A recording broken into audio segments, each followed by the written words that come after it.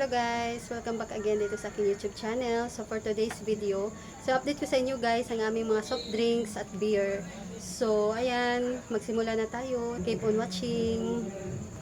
So ayan guys, update ko sa inyo ang aming mga beer at soft drinks.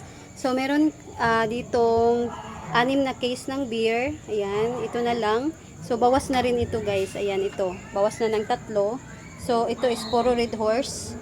Ayan, wala kaming San Mig ngayon kasi marami pa kaming San Miguel beer dito sa loob ng ref at saka sa aming freezer na nakalagay. So hindi masyadong malakas ang SMB ngayon sa amin. Kaya ayan, mas madami ang aming stock na Red Horse. So bentahan namin ng Red Horse is 120. Ayan.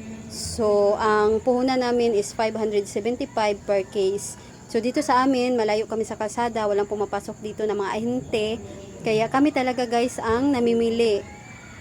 Walang nagdi-deliver sa amin. So guys, meron na kaming charge sa naghakot. So ang bigay namin sa naghakot is 15 pesos kasi 6 ang laman nito. Kaya 15 pesos bawat case. So pag 2 case ang kanilang dala, so 30 pesos guys ang sa kanila. Ayan. So papunta doon sa bilihan namin ng beer at soft drinks, nasa 300 steps plus. Ayan. So ganun kalayo. Kaya ayan guys, pahirapan kasi dito na makapasok yung mga ahente, kaya kami talaga ang namimili. So mga lang dito guys, yung mga bagets, yung mga bata lang dito na kaya na nilang buhatin ang isang case ng Coke at saka Red Horse. Ayan, sila yung naghakot. Then meron tayo ditong 500 ml. Ayan, itong 500 na Red Horse. So bentahan namin ito is 65 pesos. So puhunan namin is 565. So 12 pieces ang laman nito. Ayan, so bigay namin ito bawat case kapag may naghakot is 20 pesos. Ayan. Kasi lang naman ito guys, magaan lang dahil nasa lang pa rin ito. 6. So isa lang kasi siya, kaya 20 pesos ang aming bigay. Isa lang ang aming binibili kasi ito lang yung case namin. Ayan. Yung stallion namin, meron kami ditong 2 case pero hindi na nagbibenta ng stallion doon sa wholesaler na binibilhan namin. Kaya sa mall na kami namimili ng stallion. Ayan. So, ayan guys, ito yung iba. Ayan. Ilawan muna natin. So, ayan. Ito is lagayan ng mga plastic ng chichirya. Gagamitin namin guys sa mga basura. Dito nakalagay mga sako ng bigas. Ayan, kapag wala ng laman. So, ayan. Ito yung aming natira na soft drinks. So, meron ditong 2 case ng Coke. So, bawas na guys. 4 na lang itong isang case. Pero puno pa dito sa baba. Ayan. Then, dito, 2. So, bawas na din itong nasa taas. Ayan. Meron na lang 7. Ayan. So, ngayon, walang Sprite at saka Royal kasi walang stock. So, Pepsi lang at Coke ang meron kami ngayon. So, mas mabenta itong Coke. Ayan. So, meron din kaming customer ng Pepsi, pero bihira lang guys.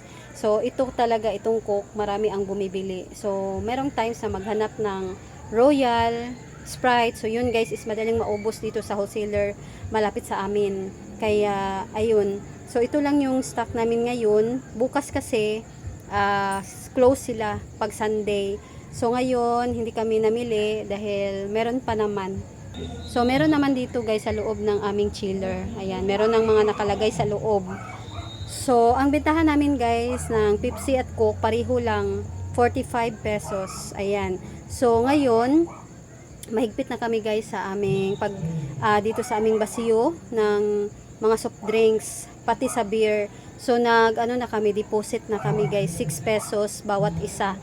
Pero yung malapit lang dito sa amin, gaya doon sa katabi naming bahay at sa susunod dyan, sa likuran namin. So, sila lang ang magsasauli ng basiyo ng Coke. Pero yung malayo-layo na, ayan, dadaanan ng 5 bahay, ayan, 3 bahay. So, yun guys ang aming binibigyan ng charge na 6 pesos. Dahil hindi na sasabihin nila na isa sa uli, pero kahit sabihin mo pa sa kanila pag bumili sila, pagbalik nila nakalimutan daw, pero hindi talaga nila isa sa uli. Matigas ang ulo ng mga customer, yung ibang mga customer. Kaya ayun. So ayan guys, ang puhunan namin is 375 pesos. So, ang bigay ko sa naghakot nito guys is 30 pesos. Kasi 12 pieces ang laman, mabigat na siya. Kaya 30 pesos. 30, kahit ano pa, 5 pa yan. So, 150. Ayan. So, yan guys. Ito yung update ko sa inyo for today's video. Nag-update lang ako sa inyo sa presyuhan ko ng aking mga soft drinks. Then, magkano ang aking puhunan at magkano ang aking charge sa naghakot.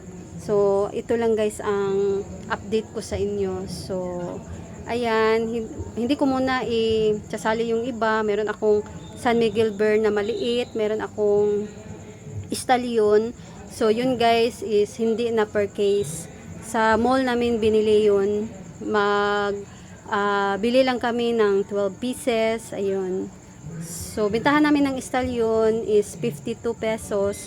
Then, 49 pesos naman yung SMB na maliit. Ayan yung Pilsin.